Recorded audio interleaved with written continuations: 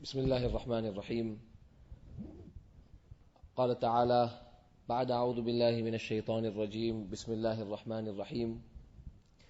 وعد الله الذين آمنوا منكم وعملوا الصالحات ليستخلفنهم في الأرض كما استخلف الذين من قبلهم وليمكنن لهم دينهم الذي ارتضى لهم وليبدلنهم من بعد خوفهم أمنا يعبدونني لا يشركون بي شيئا ومن كفر بعد ذلك فأولئك هم الفاسقون.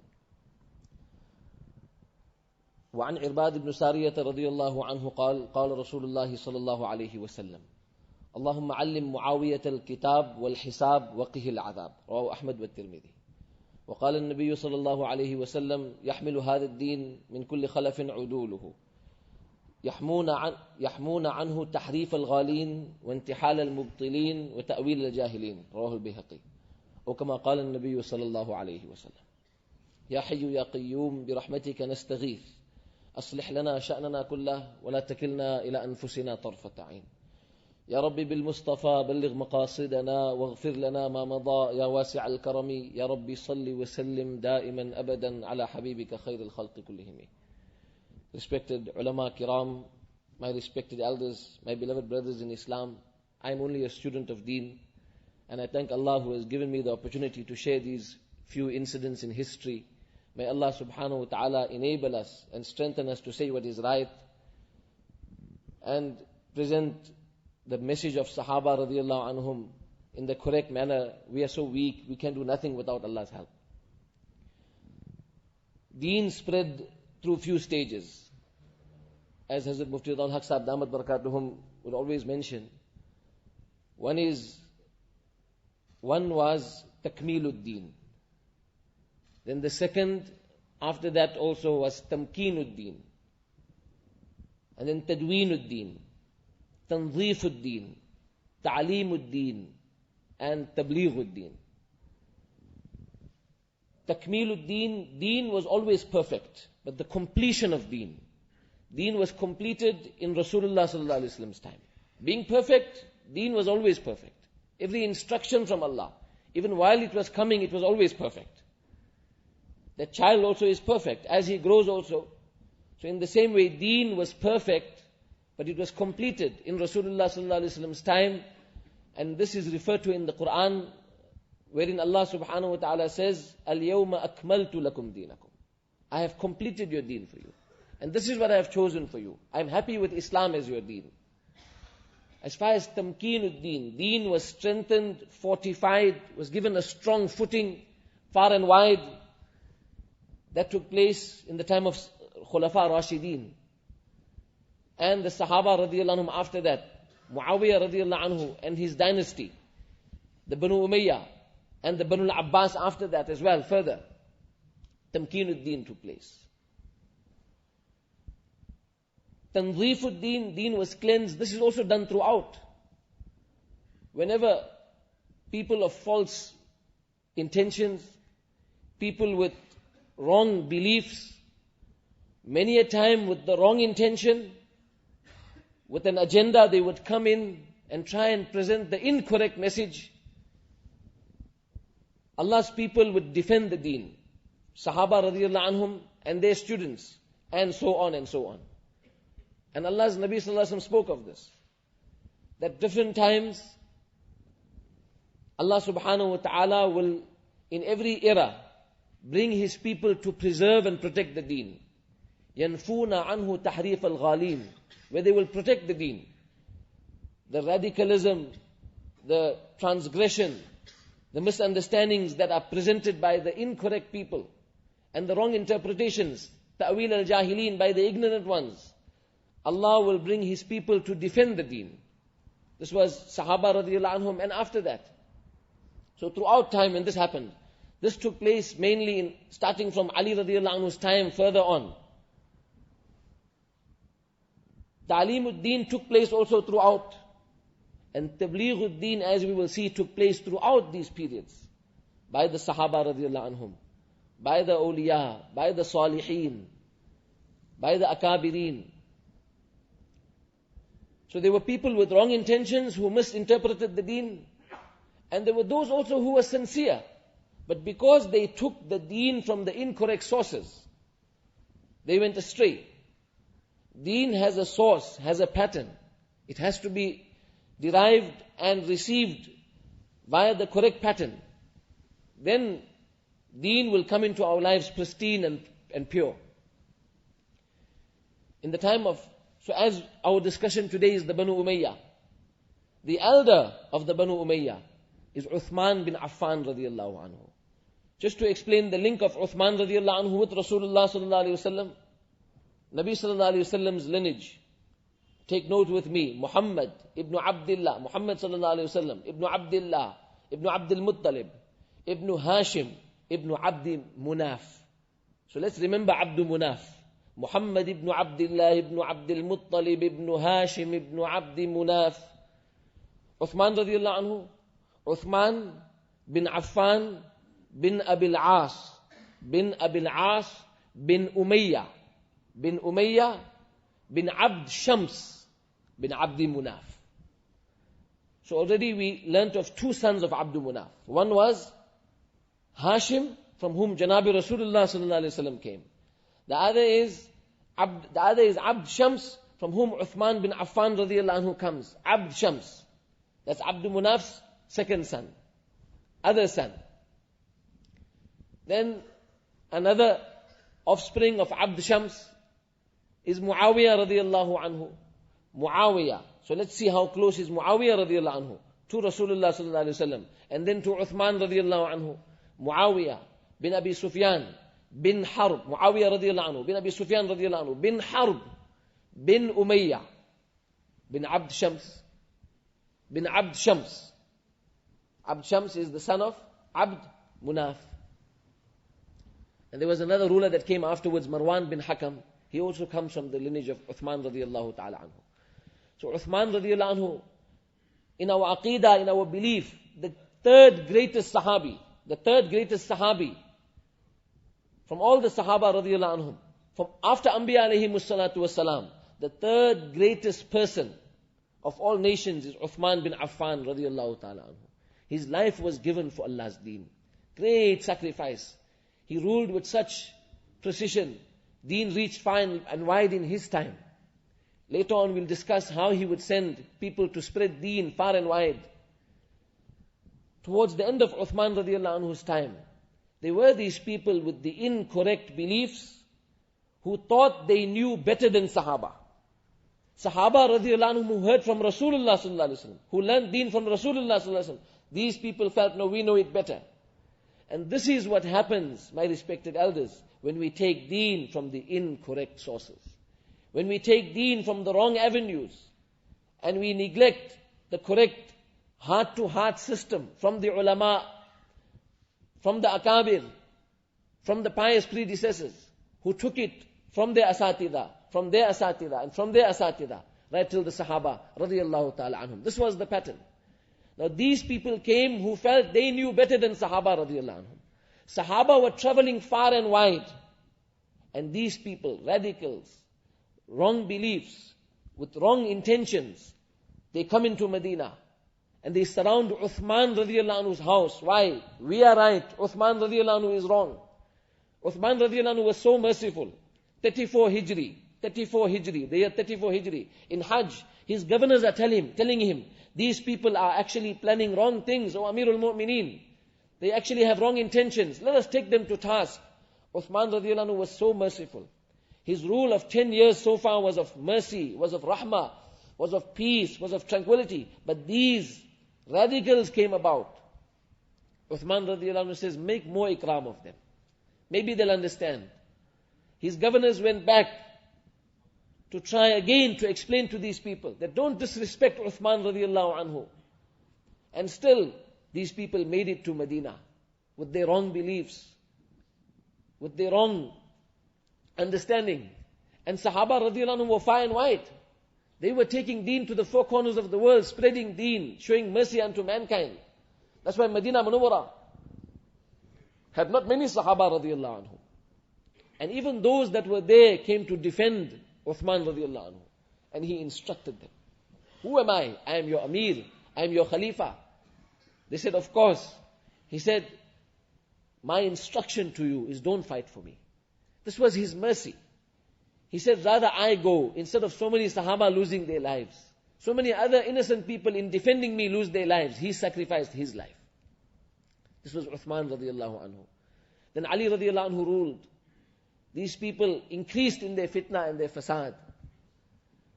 And throughout his reign, to such an extent that 5 years of rule, these people with wrong belief, they gathered and they planning now to kill the people of truth. Abdurrahman bin Muljim, Barq Tamimi, Amr bin Bakr, 3 of them said, one said, I'm going for Ali radiallahu anhu. It was Ramadan, 40 Hijri. Abdurrahman bin Muljim said, he went to Kufa. The other said, I will go for Amr bin As radiallahu anhu. They're going for the Sahabar radiallahu anhu. The third, Amr bin Bakr said, I will go for Muawiyah radiallahu anhu. Amr bin Bakr went for Muawiyah radiallahu anhu. Barq Tamimi went to Amr bin As radiallahu anhu. And they actually planned that on the same night, we're going to end the life of these luminaries of Islam, these great people. This is how the forces of Batil came in. Ali radiallahu anhu was waking up the people for Fajr after Tahajjud. As he was waking them up for Fajr Salah, Abdurrahman bin Muljim comes in. He's watching Ali radiallahu anhu. And with his dagger that was poisoned the entire week, he stabs Ali radiallahu anhu at the doorstep of the masjid. Ali radiallahu anhu screams out, Fuztu Rabbil Kaaba, by the qasam of the Rabb of Kaaba, I have won, I have triumphed, I have succeeded. He's on his deathbed, he was badly wounded. Not long after that, approximately 3 days after that, he was leaving this world. He said to them, if I live, I will decide their fate. If I go, then you all decide amongst you. They said to him, O Amirul Mu'mineen, you should choose. You choose who will be the Amir after you. He said, leave it to Shura. The Mashura will decide. And Ali radiallahu anhu left this world. The other, he went for Muawiyah radiallahu anhu. Muawiyah radiallahu anhu was badly wounded, but Allah saved him. The person who went for Amr bin As radiallahu anhu, that day Amr bin As radiallahu anhu was ill. So he didn't make it out. The person who was his naib, his deputy, was killed. So Ali radiallahu anhu left this world. Now they're torturing this Abdurrahman bin Muljim. And as they torture him, they were going to mutilate him so bad, so upset they were. And he accepted any torture. Then when they were going to cut his tongue, he said, this you can't do. They said, why? Why you don't want us to cut your tongue? He says, I can't spend 1 second, 1 moment of my life without the zikr of Allah. Imagine he wants to make the zikr of Allah and he wants to kill the friend of Allah. This is when deen is taken from the incorrect sources. When deen is taken from the wrong avenues. That's why these gadgets and these different means are not the correct means of spreading deen. And these are not the means of drawing our knowledge of deen. Mashura was made. Hassan bin Ali radiallahu anhu was made the Amir. At that time he was Amirul Mu'mineen. Hassan radiallahu anhu ruled for 6 months. From Ramadan right till Rabi'ul Awwal. And his heart was yearning for unity. His heart was paining. He wanted to unite the entire ummah of Rasulullah. And he did something that Rasulullah spoke about. He marched with his men to Muawiyah radiallahu anhu to hand over Khilafah. And he did something that Rasulullah said, Inna ibni hadha sayyidun. لعل الله يصلح به بين فئتين عظيمتين من المسلمين. This son of mine is a senior, is one of great status. Allah will use him to unite 2 great parts of my ummah. 2 great groups of my ummah. Allah will use him to unite. And he goes to Muawiyah radiallahu anhu. And he said, I knew Muawiyah radiallahu anhu will rule because my father told me he will rule. And Hassan radiallahu anhu hands it over to Muawiyah radiallahu anhu. When Hassan radiallahu anhu, some of his men were upset that why are you causing this disgrace? He said, what disgrace is there in unity? This is not a disgrace. Al-ar khayrum min an-nar. The fire of Jahannam is worse. And then Muawiyah radiallahu anhu became the ruler, exactly 30 years after Janabi Rasulullah sallallahu alaihi wasallam. And this was something that Rasulullah sallallahu alaihi wasallam spoke about. Who is Muawiyah radiallahu anhu? He accepted Islam on the occasion of Sulhul Hudaybiyah. Dhahabi rahmatullahi alayhi mentions in his seer, the report with the sanad, that Muawiyah radiallahu anhu says, when Sulhul Hudaybiyah was taking place, وَقَعَ الْإِسْلَامُ فِي قَلْبِي, Allah put Islam in my heart. He changed, he accepted Islam. He says, my father rebuked me. Why you accept Islam? Your brother didn't. His brother's name was Yazid bin Abi Sufyan. He says, I remain firm on my deen.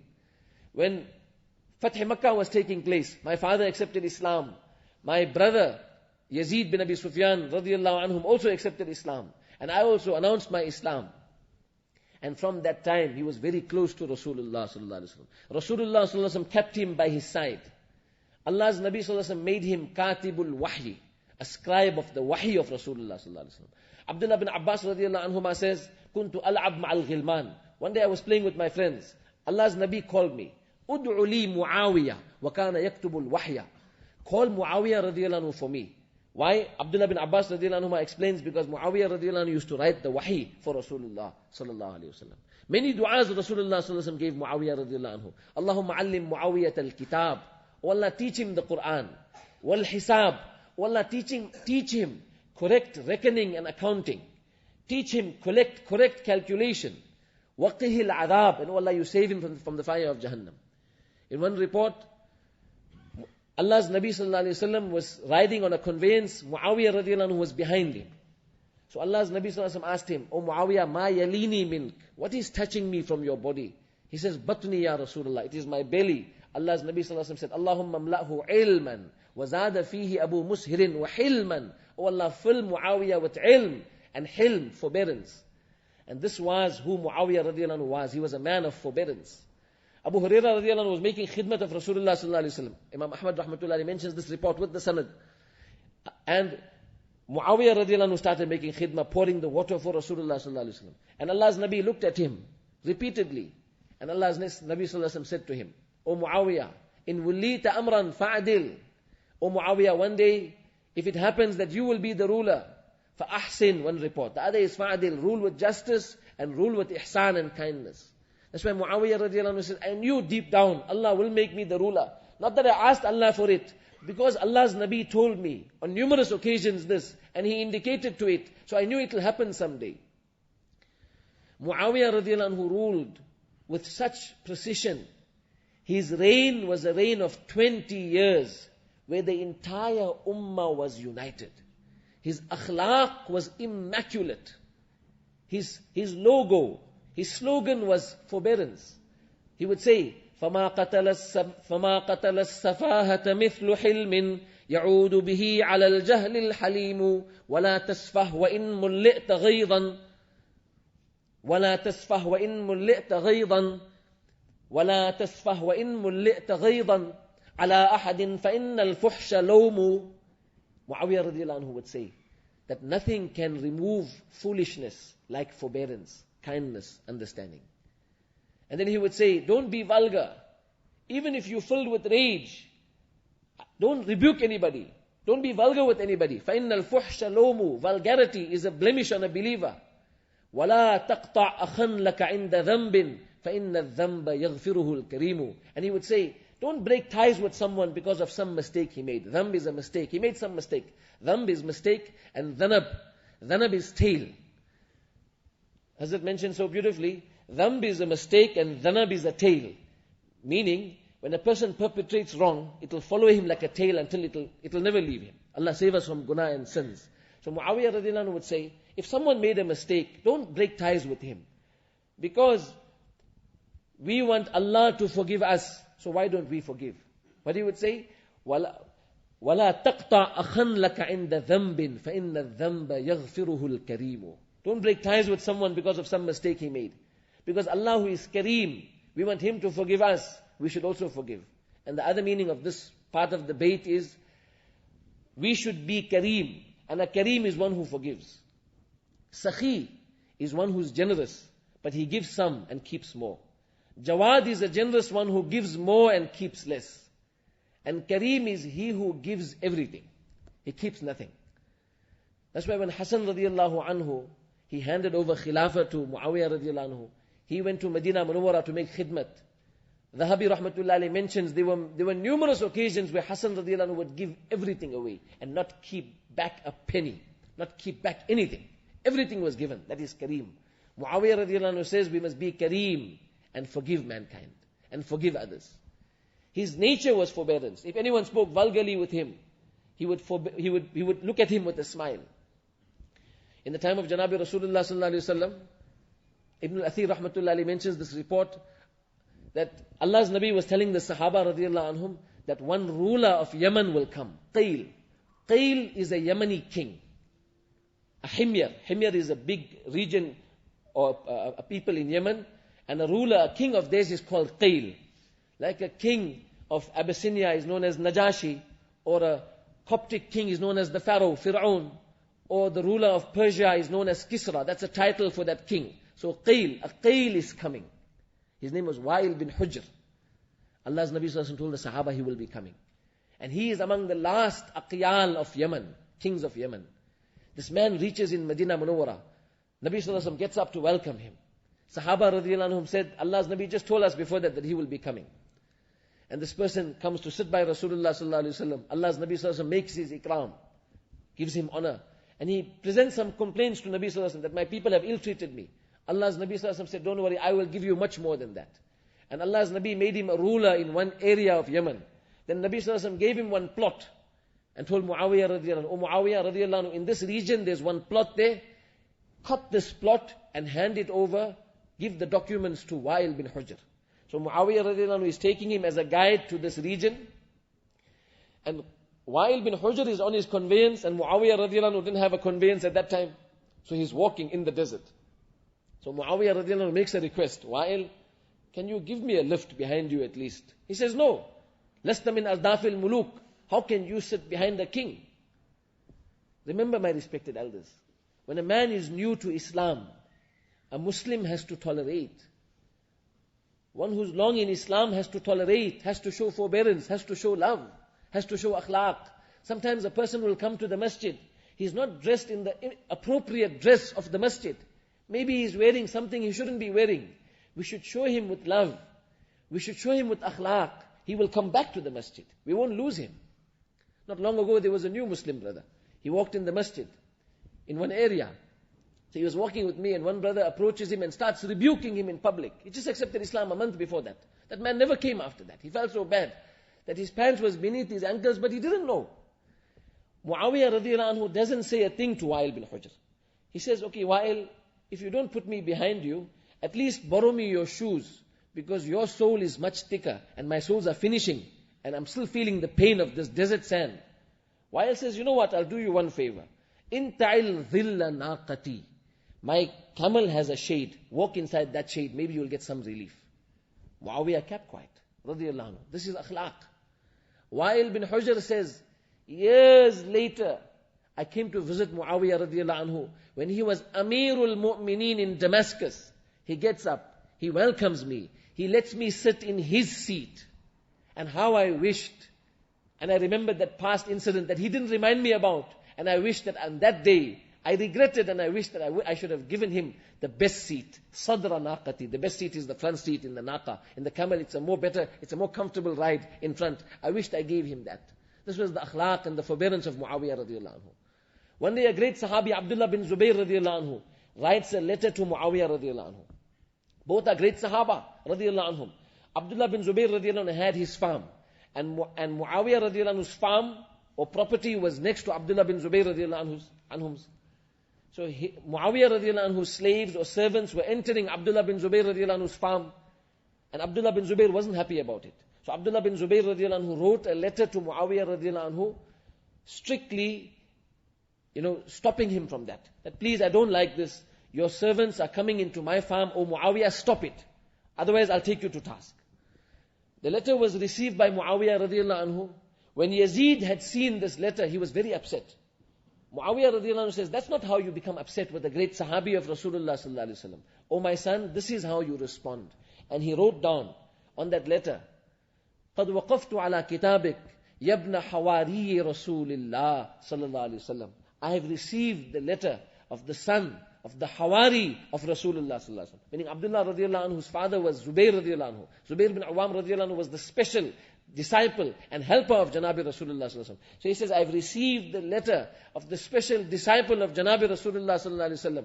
وَسَاءَنِي مَا سَاءَهُ. And what hurts him is what hurts me. Meaning if anything upsets you, it upsets me also. Forgive me for that. وَأُخْبِرُكَ أَنَّ أَرْضِي وَمَنْ عَلَيْهَا وَمَا عَلَيْهَا هَدِيَّةٌ لَكَ. My farm, everything on it, and all my slaves working in my farm, and everything on it is a hadiyah for you. Please forgive me. When Abdullah bin Zubayr radiallahu anhu received this letter, he felt bad the way he addressed Muawiyah radiallahu anhu, and he sent a reply of dua for Muawiyah radiallahu anhu. With such rule, with such forbearance, with such akhlaq. On one occasion, Miswar bin Makhrama radiallahu anhu comes to visit Muawiyah radiallahu anhu. So Muawiyah radiallahu anhu welcomed him. And whatever Miswar radiallahu anhu wanted, Muawiyah radiallahu anhu fulfilled his need for him. And then he said to Miswar bin Makhrama, was also a great Sahabi of Rasulullah ﷺ, or Miswar bin Makhrama, or Sahabi of Rasulullah ﷺ, I have one thing to ask you. That there are certain discussions going around about me. If there is anything that you don't like about me, I would love you to speak to me about it directly. Miswar radiallahu anhu says, I didn't come for that. Please leave it. You fulfill what I need. Muawiyah radiallahu anhu says, no, anything you don't like about me, tell me. I might have an answer for it, or I might be wrong and I'll confess to you. So Miswar radiallahu anhu says, whatever I didn't like, I mentioned to him. And he answered me. And he says, oh Miswar, is the good that I do more, or the mistakes we make is more? Because Allah multiplies good deeds so many times it's fold. Miswar radiallahu anhu says, when I left his arena or his office, I had much more love for him because of the way that he asked me directly. This was Muawiyah radiallahu anhu's akhlaq. That if he had any, discussion with someone, he would speak directly. And this is something that we should learn. If we have anything against anybody, instead of speaking behind that person's back, rather speak to that person directly, as Muawiyah radiallahu anhu teaches us. And then we will find most of the time that our thoughts about that person was wrong. Really, Muawiyah radiallahu anhu, so much is due to him that in 20 years, the entire ummah was united so greatly.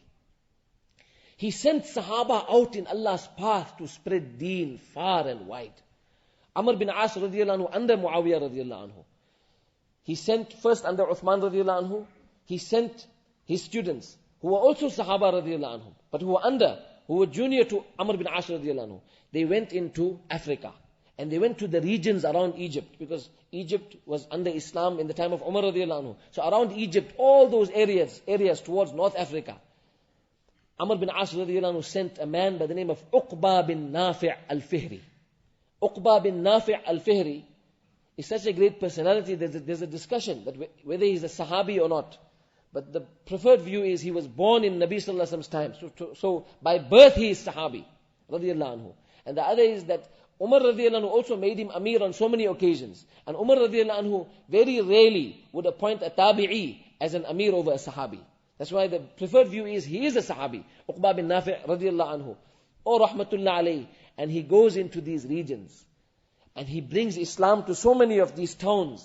So many towns Uqba bin Nafi' rahmatullah alayhi brings Islam to. In Africa. To such an extent that when the people changed their lives, even the non-Muslims were affected by his akhlaq. He went to regions called Zuwila, Fazan, Wuddan. And when he brought these people to Islam, he didn't just leave. He stayed there 20 years doing dawat and tabligh and ta'aleem. 20 years in Africa in this desert. بهذه المناطق الصحراوية المنعزلة 20 سنة يدعو إلى الله. 20 years giving dawat to Allah. Uqba bin Nafi'. Then, this was through Muawiyah radiallahu anhu's time. And after that, he went further. As Muawiyah radiallahu anhu was the ruler, there was so much of unity in the ummah that Islam spread so far and wide. That now Uqba bin Nafi' went further on. He was in a region called Barqa, Cyrenaica, Barqa, towards Libya. And then he went to Sarat, another region. He taught deen there. Zawila, Ghadamis, towards the north. And then he covered regions like Tripoli, Tarabulus, Subaytila. And he finally reached Qayrouan. This was during Muawiyah radiallahu anhu's reign. And when Muawiyah radiallahu anhu left this world, Islam reached so far and wide. He was ruling from China in the east, right till the Caucasus Mountain. Allahu Akbar. He ruled from so many regions, from China in the east, right till the Caucasus Mountains in the west. And from, not Caucasus Mountains in the west, from China, and then from the north, Muawiyah radiallahu anhu ruled from the Caucasus Mountains in the north, right till the jungles of Africa in the south. The lands of Islam had become so vast and so wide, where so many people were Muslim, and so many people's lives changed. Muawiyah radiallahu anhu had a worry, that how he's going to keep this rule united as he had it for 20 years. And he knew there were so many people worthy of Khilafah. But he felt he didn't want any disunity to come in again. So Muawiyah radiallahu anhu, a Sahabi of Rasulullah, he felt ikhlasan lillah, and he felt for Allah's sake to keep the ummah united, and also the people of Sham who were supporters of the Banu Umayyad. He felt he will put his son in rule. And he appointed his son. And that's what happened after that. After that there were different fitan that happened. Anyway, those fitan that happened in the ummah. But after that, when Abdul Malik bin Marwan ruled again, then Abdullah bin Zubayr radiallahu anhu ruled. He was Amirul Mu'mineen, and fitan happened again. Then Abdul Malik bin Marwan ruled. Abdul Malik bin Marwan, when he ruled also, Islam spread far and wide for the sole reason that the ummah was united once again. And we find in history, when the ruler was a ruler and the ummah was united, even though the ruler was not the best, but Allah's help was with to such an extent that deen was spread far and wide. That's why even Islam spreading in Africa stopped to an extent when there was disunity. That's why Hazrat Muhammad Yusuf rahmatullahi would always say, our tahajjud, our ibadat, our dhikr of Allah will reach the arsh of Allah. But Allah's madad will only come when the hearts are united, when unity takes place. And like this we see during these periods of history. Like Abdul Malik bin Marwan ruled, a great rule. He ruled right till the year 86. And a lot of achievements he did. One day he writes a letter to the Roman emperor. And he wrote Allah's name at the beginning of the letter. Qul huwallahu ahad. This Roman emperor was very upset. If you're going to continue taking your Lord's name, Allah's name, then I might mint my coin discarding your Nabi. Sallallahu Alaihi Wasallam. Abdul Malik bin Marwan was enraged by this. And he announced in the lands of Islam that we will not use that currency anymore. And he started making the currency. He was the first Muslim ruler to make currency with Allah Ta'ala's name on it. Abdul Malik bin Marwan. And then he also sent people to spread Islam far and wide. Under him was a man by the name of Hajjaj ibn Yusuf. And another thing we also learn when we study history. When you take a personality, you'll find good in that person and we'll find mistakes in that person. We look at both. After Sahaba radiallahu anhum, we look at both. If you find good in that person, we learn from it. If we find mistakes, we also learn from it. So that we can also abstain from the same. But sometimes one mistake a person does, or many mistakes a person does, we don't wipe him out completely. And we also put ourselves in the same scenario to understand what happened to this person, what made him do what he did. Like Hajjaj bin Yusuf, among the other things we heard, that also he made a lot of mistakes, a lot of wrongs, a lot of tyranny, but some good also, that the armies under him took Islam far and wide. To regions like Bukhara and Samarkand and Maru and Marh, regions like these, the armies of Hajjaj bin Yusuf took. And Islam spread so far. There was a man by the name of Qutayba bin Muslim Bahili. He was an army general under Hajjaj bin Yusuf. And Hajjaj bin Yusuf was under Abdul Malik bin Marwan. Now this man, he was taking Islam to these regions. And there were so many of Allah's friends there to spread Islam, to build masajid. The non-Muslims loved the Muslims so much. There was one region that the Muslims were now sieged very, very badly. And there was a lot of trouble. There was a lot of dua for the Muslims. And now Qutayba bin Muslim sends his men to see where's Muhammad bin Wasi' Azdi. Muhammad bin Wasi' was a great waliullah, and he was a great scholar. So he goes to find Muhammad bin Wasi rahmatullah alayh, and he was actually in dua. And he was raising his hands to the sky. So the person who went to call Muhammad, went to see what Muhammad bin Wasi' was doing, returned to Qutaybah to tell him that this is what Muhammad bin Wasi' is doing. You want me to call him? He said, no, I just want to know what he's doing. Leave him. Because just that hands raising high to the sky brings Allah's help. More than 1,000 swords held by 1,000 strong men. The dua of the pious, the dua of the elders, the dua of Allah's friends, the dua of the ulama. There were many like this. Yazid bin Muhallab in this area called Jurjan, Sughd, in the outskirts of China. This was also under Walid bin Abdul Malik. After Abdul Malik bin Marwan ruled, he ruled right till 86. Then his son took over. His son's name was Walid bin Abdul Malik bin Marwan. So just to explain the rulers once again, then I can just explain these couple of incidents, how Islam spread under them. Marwan bin Hakam ruled. Two of Marwan bin Hakam's sons were rulers. One was Abdul Malik bin Marwan, and the other was Abdul Aziz bin Marwan. Marwan said, after me, my eldest son, Abdul Malik bin Marwan will rule. And after Abdul Malik bin Marwan will rule, will be another son of mine whose name is Abdul Aziz. Abdul Aziz was to rule. So Abdul Malik bin Marwan ruled, and he passed away in 86. Who was to rule after him? His brother. But his brother passed away a year before him, because his brother was the governor of Egypt. Abdul Aziz passed away in 85. Now Abdul Aziz will remember his name, because we know his son. His son is very famous. Abdul Aziz's son, everyone knows. Abdul Aziz's son is Umar bin Abdul Aziz. Now you might ask also, how come the son is a father is appointing the son? If you look at the hadith of Rasulullah ﷺ, Allah's Nabi ﷺ said, Khilafah will remain 30 years. After that, mulk will come in my ummah. And Muawiyah radiallahu anhu felt also, the ummah is gone so vast.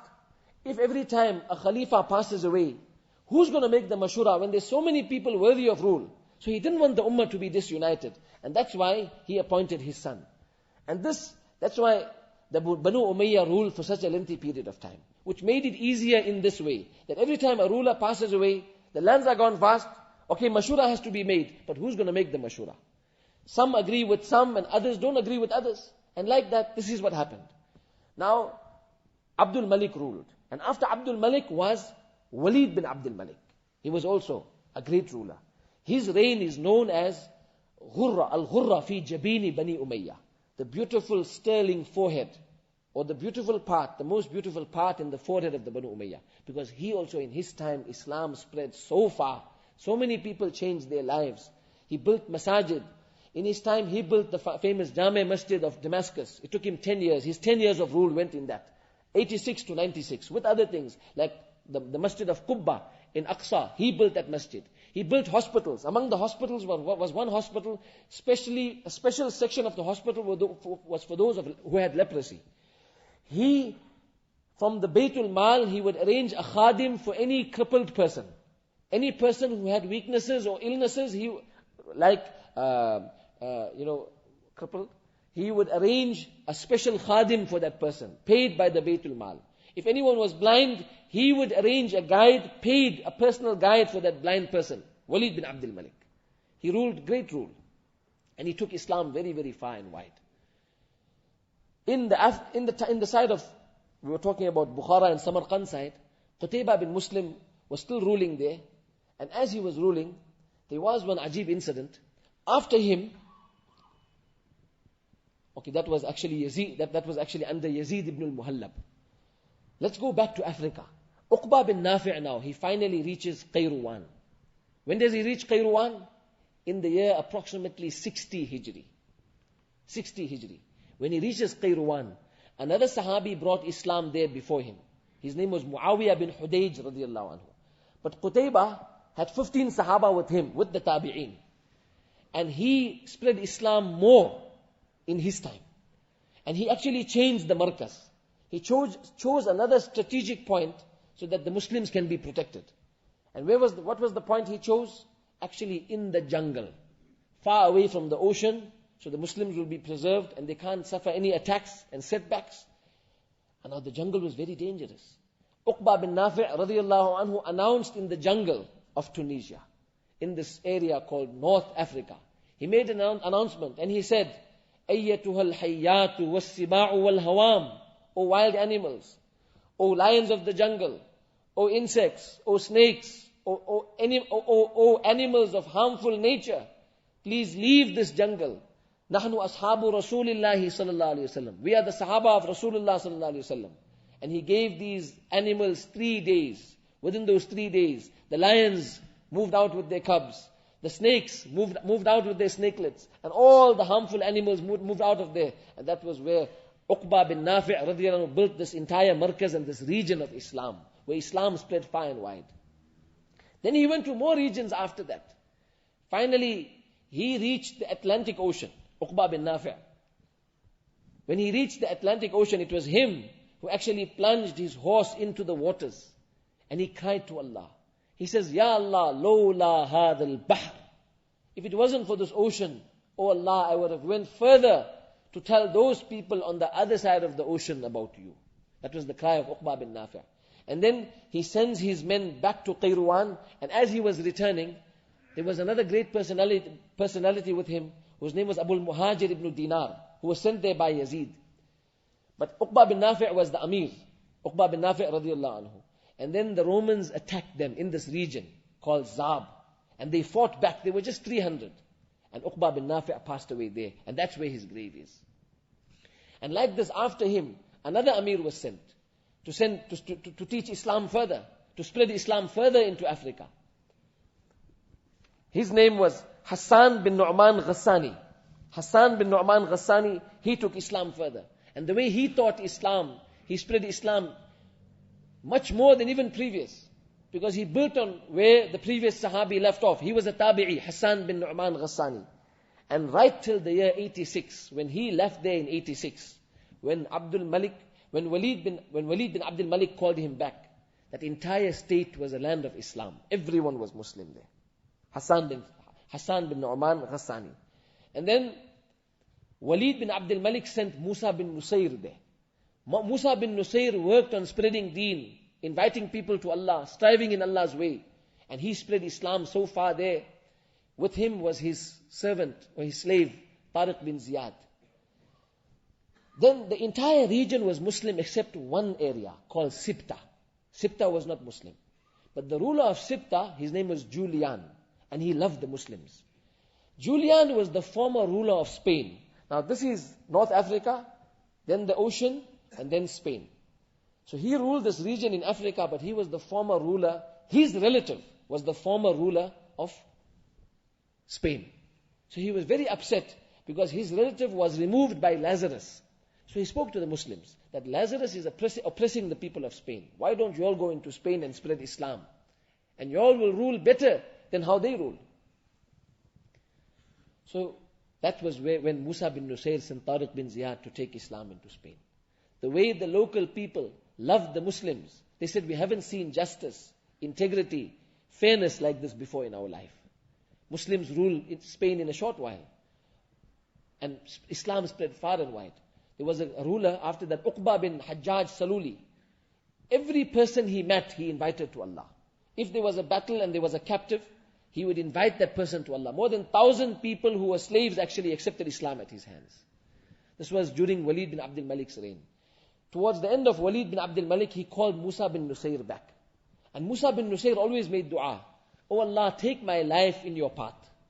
And if it's not in your path, take me in Medina Munawwara. Take me in your path or take me in Medina Munawwara. This was the dua of Musa bin Nusayr. He was 85 years and he was striving in Allah's path in Spain, because afterwards he went to help Tariq bin Ziyad in Spain. Up till the time when Walid called him back. Then he had to come back because he's the Amir. The Amirul Mu'mineen called him back. When Walid called him back, Walid went for Hajj. And Musa bin Nusayr joined him for Hajj. From Makkah Mukarramah, they were traveling to Medina Munawwara. And in Medina Munawwara, he passed away. His entire life, he was striving in Allah's path right till the age of over 80. He was 85 when he left this world. Then Walid appointed his brother Sulaiman bin Abdul Malik to rule. Sulaiman was also a very, very kind, loving ruler. He ruled with so much of mercy. But Sulaiman didn't like Hajjaj bin Yusuf's ways. So all the governors of Hajjaj bin Yusuf, or people who were taking deen under Hajjaj bin Yusuf, Suleiman called them back and took them to task. But he sent others. Like Yazid bin Muhallab was sent he was sent back into the region of Sughd and China and Jurjan. He was sent under Suleiman bin Abdul Malik. So going back, he called back Qutayba bin Muslim, because he doesn't want Qutayba. Qutayba was under Hajjaj. So Suleiman sent Yazid to be the general. And while Yazid was serving deen there in that region, Yazid bin Muhallab, when Muslims actually conquered one region, and there was so much of booty, Hazrat Mufti Allah Sahab Damat Barakatuh mentioned this incident last week in this masjid. There was so much of booty that the Muslims had, and as the booty distribution was taking place, there was one priceless, expensive crown. So Yazid bin Muhallab makes an announcement amongst his men. Who is there that can say that I don't want such a thing? You think there can be some people in today's times? He's asking them. So those in front said, no, everyone will want this. He said, let me show you. He called Muhammad bin Wasi' rahmatullah alayh. And Muhammad bin Wasi' was actually making nafil salah. He was far away from the distribution. And as he was called, he comes in front. The Amir tells him that this crown is so valuable, but everyone is happy for us to give it to you. He says, oh Amir, please, I don't want it. Allah reward you abundantly. Allah reward everybody who's agreeing with you. I don't want it, please. Can I go back? He says, no. I take qasam that you will take it. And now he had to fulfill the qasam. So heavy-heartedly, he takes that crown. And he's holding it like something that he doesn't want to hold. And he walks away.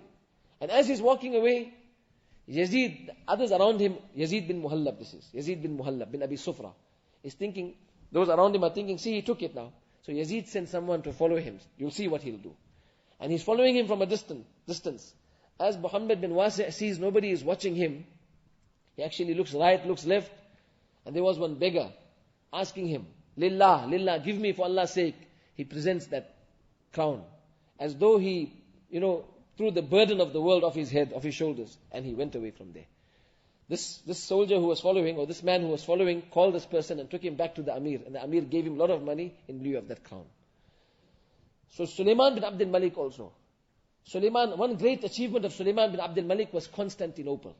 He made fikr for Constantinople. And he took a vow that I will not go back home in the year 98 Hijri. I will not go back home, because Allah's Nabi Sallallahu Alaihi Wasallam spoke about Constantinople. And I want the dua of Rasulullah. So he sent his brother Maslama bin Abdul Malik. And he also went, and his sons went. One of his sons' name was Dawood. He sent that son also, with the others, to bring Constantinople, to conquer Constantinople. And they were long out in Allah's path, for such a lengthy period of time. And then Suleiman, he was also out. He was camped at Dabiq. He refused to go home. He says, until we get Constantinople. And then he was passing away. A great pious alim by the name of Raja bin Haywa. Raja bin Haywa says, it was the year 99. 99, Safar, the first Jum'ah it was. And Suleiman bin Abdul Malik calls me. And he says to me, who you think I should appoint as the ruler after me? So, I told him, oh, Amirul Mu'mineen, you choose. I didn't want to take anybody's name. I wanted him to choose and I would affirm or agree. Because Suleiman actually would make mashura with ulama all the time. And Raja bin Haywa was one of the greatest scholars of that time, a great rawi of hadith. And he would actually advise the rulers. So he says, what do you think about my son Ayub? So Raja says that Ayub is still young, you don't even know if he's going to be pious or actually disobedient, defiant. And the best thing that will help a ruler by Allah is if he appointed a pious ruler after him. So who do you think then, O Raja? Raja says, you say, O Amirul Mu'mineen. He says, what about my son Dawood? He says, Dawood is out in Allah's path. We don't even know if he's going to come back alive. Okay, what do you think? What do you think about Umar bin Abdul Aziz? Raja says, there's nobody better. This is the best person for the job. The best person to serve the ummah and bring people onto justice and khair and deen. Show mankind the truth. So, Suleiman was happy with that. But he said, but now it will come out from the children of Abdul Malik.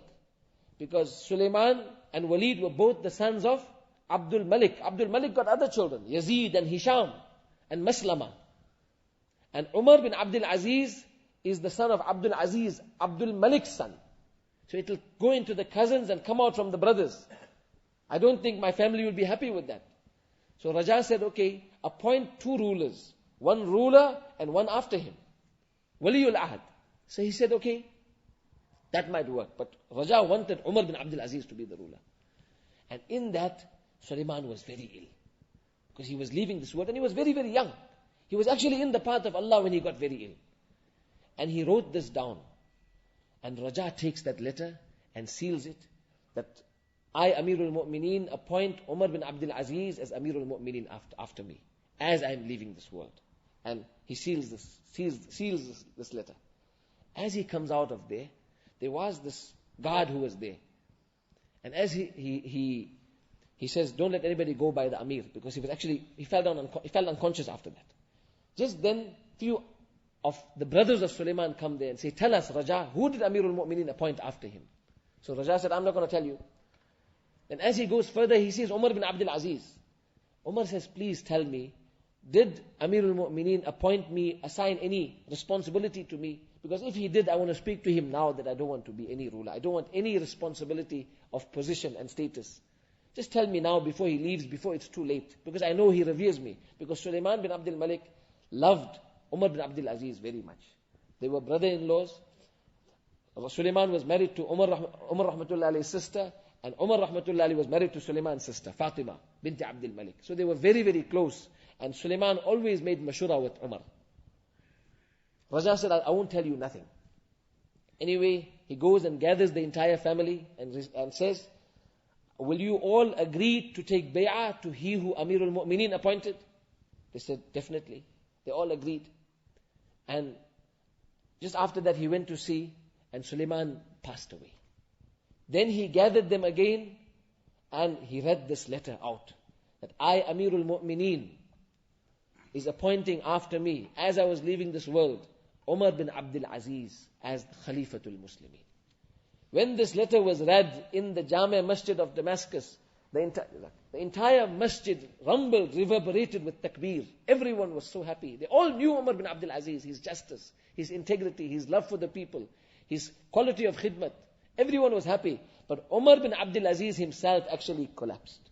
He fell down, he couldn't bear himself. He was very, very hurt. Raja had to come down off the mimbar to carry him onto the mimbar. And then he said, I allow you to take back your khilafah. Keep it shura amongst you. I don't want to be your Amir. They said, no, la naqil, wa la nastaqil. We'll never take it back. You will remain Amirul Mu'mineen. And that was the shout from the entire masjid. And then Umar bin Abdul Aziz, rahmatullah alayhi, became Amirul Mu'mineen. What a ruler he was. There was a man by the name of Dukayn al-Absi. And Dukayn al-Absi says, rahmatullah, he says, I went to visit Umar bin Abdul Aziz, rahmatullah alayhi.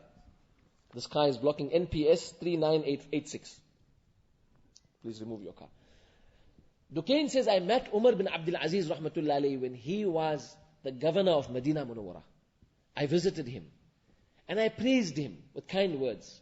And he was so kind, he gave me 15 camels of the most high breed of camels. And I was so happy. I was a simpleton. And I didn't want to travel back to Najd because my worry was it will get stolen. So I waited a few days. When there was a caravan returning to Najd, I sought their permission. Can I travel with you all? They gave me permission. I went to take leave from the governor of Medina. This was when Umar is the governor. This is before he became Amir. I'm just taking you back a little bit. And then I went to take his leave that I'm leaving. He called me and he said that Allah has given me a nature that I always want something better.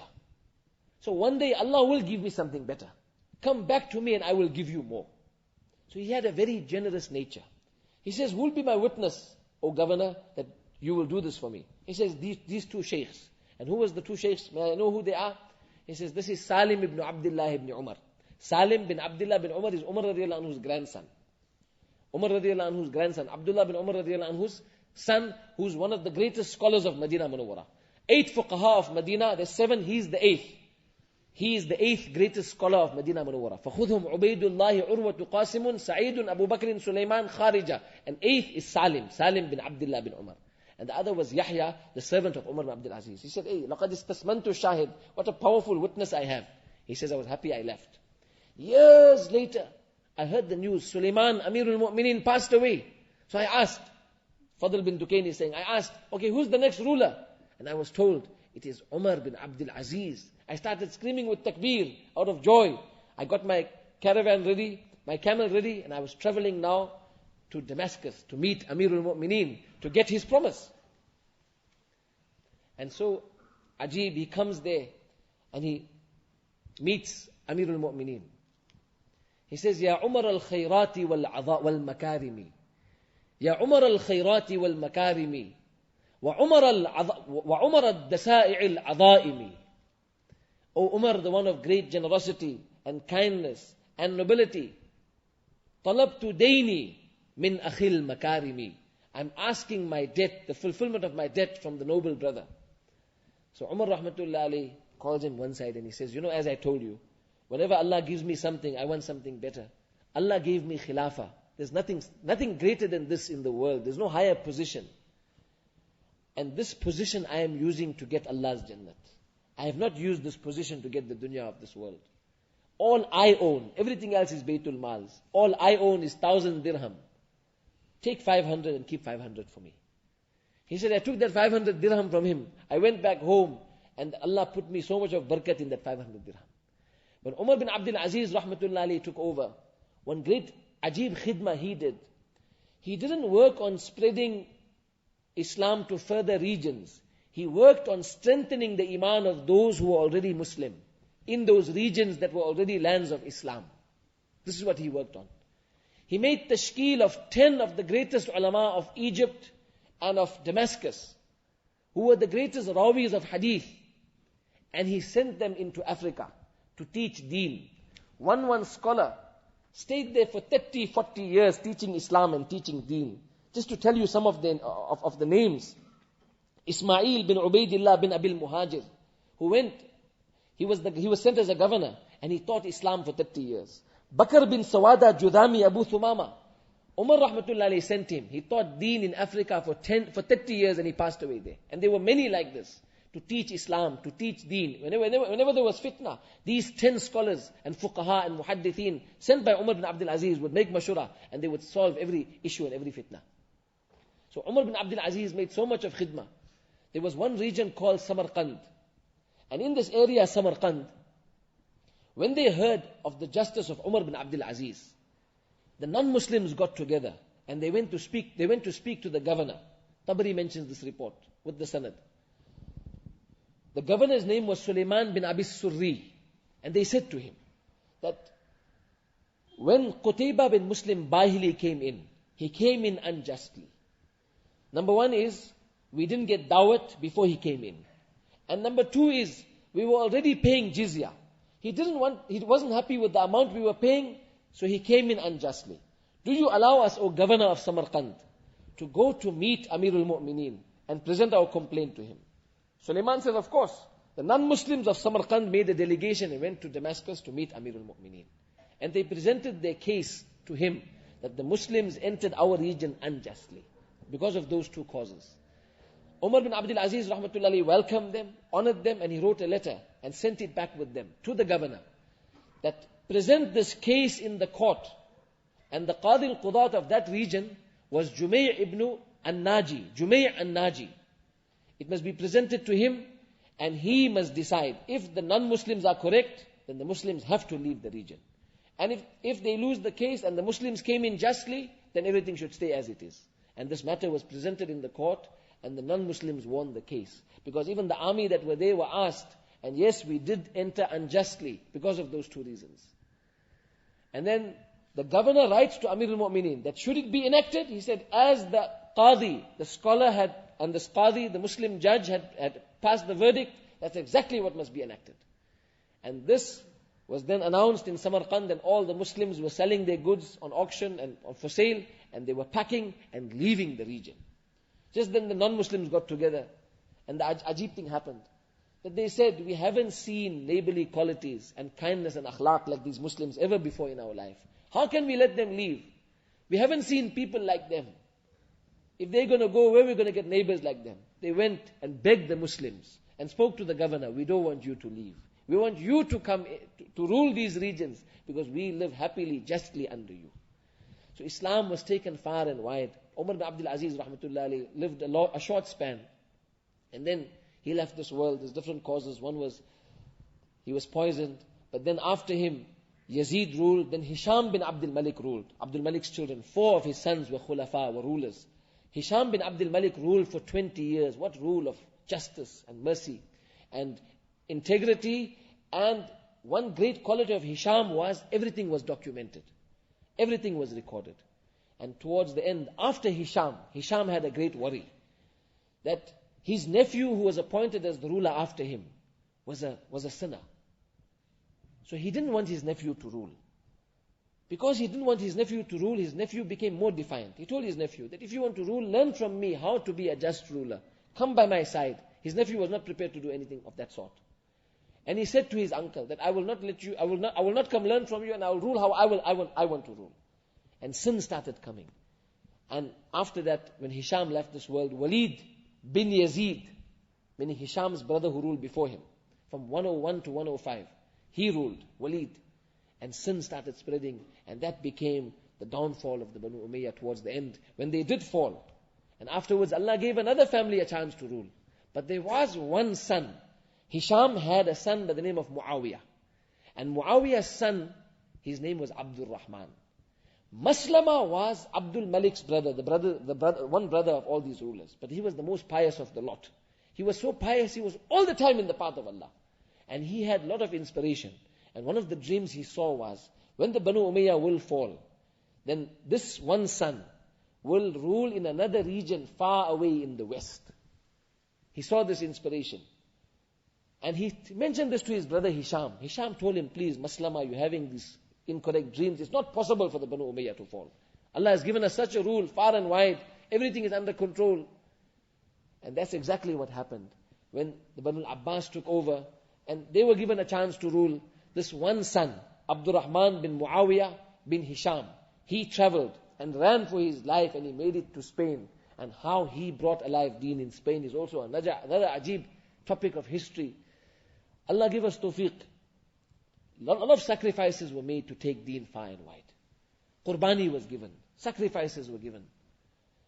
We have to also play our part to spread deen with akhlaq, with character, with mercy, to strive in Allah's path. We have to come out in Allah's path. Allah has given us such a beautiful work, this work of dawat and tabligh, and this work of tazkiyah, and this work of ilm. That is the crux of the entire deen. Ijtima is coming. Coming out in Allah's path is something very, very important. We will only see the value when we come out in Allah's path. Sahaba radiallahu anhum didn't stay at home. Sahaba took deen far and wide, my respected elders. This was mercy. This was mercy unto mankind. Otherwise, how much of thawab in Makkah Mukarramah, Medina Munawwara, for salah, for ibadat there. But they sacrificed that to take deen far and wide to the four corners of the world. So we have to play our part also. We have to play our part also by imparting the deen, sharing deen with others, with everybody, with mercy, with love. Give time to one person, and take full part in all the works of deen. Allah Ta'ala give us tawfiq. Sallallahu ala nabiyil ummi bi rahmatika ya arhamar rahimin.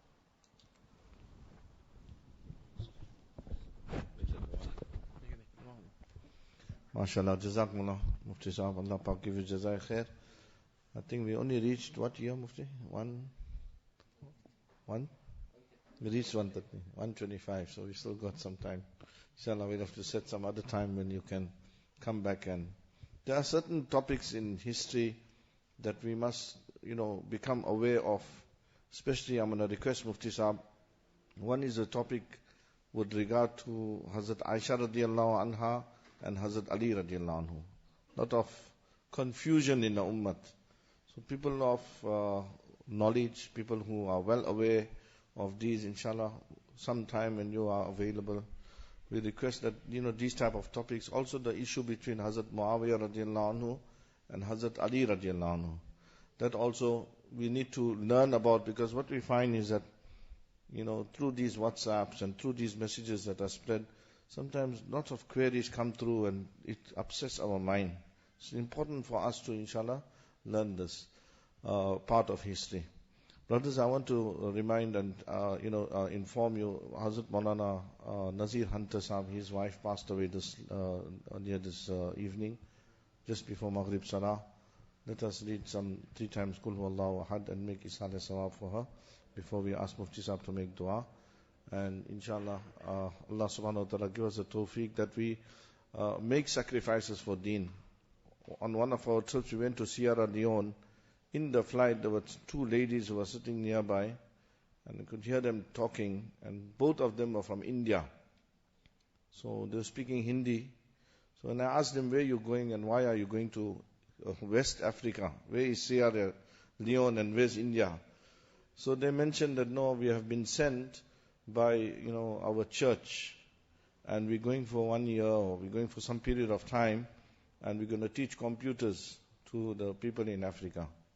So they go with this intention, but the reality is that they're teaching the corrupt deen. And whilst we were in Sierra Leone, we saw many people from Western countries, many people that were, working and living amongst the people there. Allah subhanahu wa ta'ala give us tawfiq, inshallah, that we also take out one son from our family, make him waqaf for the deen of Allah subhanahu wa ta'ala somewhere. If we have more than one, then they must keep on changing. And in this particular way, we become a means of deen also spreading in the 4 corners of the world. Allah give us tawfiq, inshallah. So Mufti Sahab will make dua. Let us recite 3 times Qul Huwallahu Ahad for the Isal Sawab of Maulana Nazir Hunter's wife, Appa, inshallah.